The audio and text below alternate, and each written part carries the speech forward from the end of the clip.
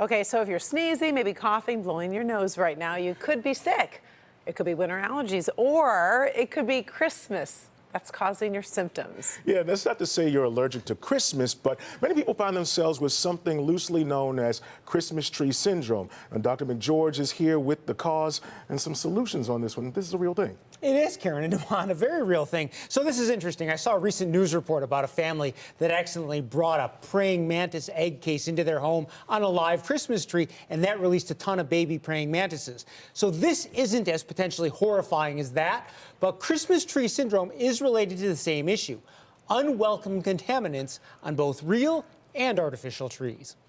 Christmas tree syndrome to us is, when people bring in either an artificial or a real tree, and then they notice some worsening of their allergy symptoms, asthma symptoms, and just, general irritation of the skin, eyes, nose. Although being allergic to pine trees is relatively uncommon, there could be other allergens lurking. Cleveland Clinic allergist Devin Preston says real trees can have weed pollen and mold spores on them, and even taking in the comforting pine smell can irritate your sinuses and lungs because of the chemical compounds known as terpenes that are present. If your family goes the artificial route, Dr. Preston says allergens like dust and mold can build up on the tree in storage. If the tree is already up and you're noticing your allergies worsen, getting an air purifier as well as traditional allergy medicines can help. For symptom management, things like over-the-counter nasal steroids, nasal antihistamines, or oral antihistamines can help with some of those symptoms. Dr. Preston adds it's probably best to get rid of real trees soon after the holiday, since mold can continue to grow once they're indoors.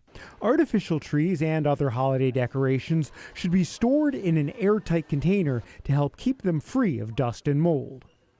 Now, if you are buying a live tree, a couple other things to think about doing.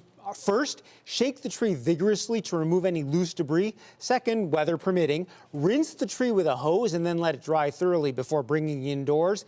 And finally, blow debris from the tree using either an air compressor or maybe a high-powered leaf blower. All right, so Frankie, if one of us is allergic to a certain type of tree, would it help to get a different type of tree?